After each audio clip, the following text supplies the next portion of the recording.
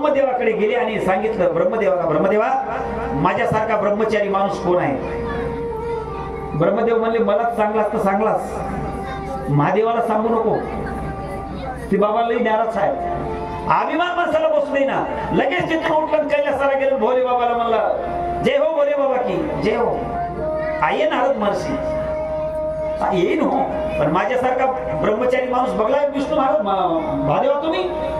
महादेव म्हणले बघला नाही, पण मला सांगल्या तर सांगल्या, विष्णूला सांगू नका, ते अवकाळी आहे म्हणजे. पण अभिमान माणसाला बसू देणार, लक्षात ठेवा. लगेच वैकुंठ बोलायला गेले आणि विष्णूला म्हणले जय हरी जय हरी, नारायण नारायण.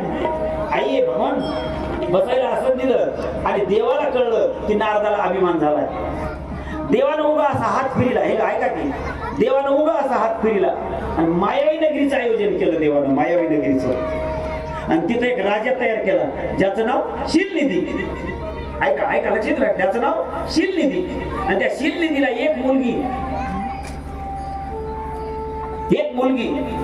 महाराज, एवढी मुलगी सुंदर, तिच्या रूपाचं आणि गुणाचं वर्णन अवर्णनीय. मायावी नगरी आहे, काहीच खरं नाही. हात फिरल्याबरोबर नगरी झाली आणि जिचं नाव विश्वमोहिनी, त्या मुलीचं नाव. नारद त्या नगरीमध्ये गेले आणि नारदाला त्या शीलनिधीने विचारलं, नारद महर्षी माझ्या मुलीचं लग्न जमन ना, आणि हिचं भविष्य बघा, तिचं लग्न कोणासोबत होईल बघा भविष्य. आता भविष्य बघणाऱ्यांना हाताकडे बघून भविष्य सांगाव की? नारदानं बैठक मारली, ब्रह्मचारी माणूस, नारदानं बैठक मारली, मुलीचा हातात हात घेतला, एवढी मुलगी सुंदर होती, हात बघायचं सोडून दिलं. नारद सारखं तोंडाकडे तिच्या बघू लागले.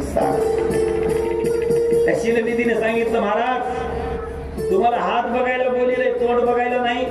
मग नारद म्हणले अरे बापरे, चुकला, आपण ब्रह्मचारी माणूस आहे. पण नारदाच्या मनात विषय कामना उत्पन्न झाली आणि नारद विष्णूकडे गेले आणि विष्णूला म्हणले देवा, बापाला सांगितलं जगात सगळ्यात पुरुष सुंदर आहे, तिच्यासोबत तिचं लग्न होईल. म्हणले नारद चटकन उठून गेले. नारदाची इच्छा झाली, हिच्यासोबत लग्न आपण करावं. ऐका कारण सांगतो मी तुम्हाला, हिच्यासोबत लग्न करावं असं नारदाला वाटलं. नारदाला वाटलं, नारद विष्णूकडे गेले आणि देवाला म्हणले देवा काय तुम्हाला 16,108 बायका आहात आणि आम्हाला एक बी नको काय? देव म्हणले तुम्ही ब्रह्मचारी की नाही? जाऊ द्या, मला एक लग्न करतो. देव म्हणले काय हरकत नाही, काय पाहिजे? देवा चेहरा असा नंबर 1 द्या, तुमच्या ब्युटी पार्लर आलो म्हणजे नंबर 1 बनवा. मला देवाने असा हात फिरवला आणि नारदाला म्हणले जा, तुम्हाला चेहरा नंबर 1 दिलाय, जा म्हणले. पण देवाने हात फिरला त्यावेळेस नारदाला चेहरा दिला होता माकडाचा.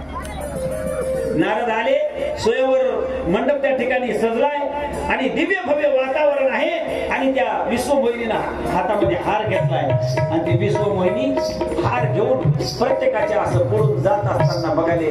नारद त्या लाईनला जाऊन उभं टाकले. नारदाला असं बघितल्या बरोबर ती सोडून दिलं आणि दुसऱ्या लाईनला बसली. नारद म्हणले आपलं चुकलं काय? नारद दुसऱ्या लाईनला जाऊन उभं टाकले आणि ती लाईन सोडून दिली, दुसऱ्या लाईनला निघाली. 2, 3, 4 लाईन झाले. नारदाला वाटलं मजाकडे का बघणं चले, ब्रह्मचारी माणूस मजाकडे का बघणं चले असं वाटलं नारदाला. पण त्या मुलीनं त्याच्याकडे बघून सोडून दिली. नारदाच्या बाजूला 2 माणसं उभी होते. त्याने बघितलं, नारदाकडे बघितलं, मोठ्यानं हसले. माणसाला जवळचा माणूस हसला की अवघड वाटते. नारद म्हणले मूर्ख का हसला? मला हसताना तुम्ही जा, तुम्ही मोठे राक्षस होऊन पडाल.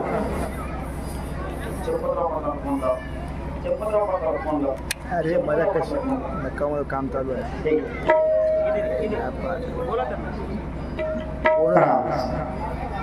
ऐका, मला काय सांगायचंय तुम्हाला मायबाप, मी काय सांगू लागलो? काय सांगू लागलो? गेलं काय सांगू लागलो माय? हा ऐका, लक्ष देऊन ऐका, तुमचं लक्ष आहे.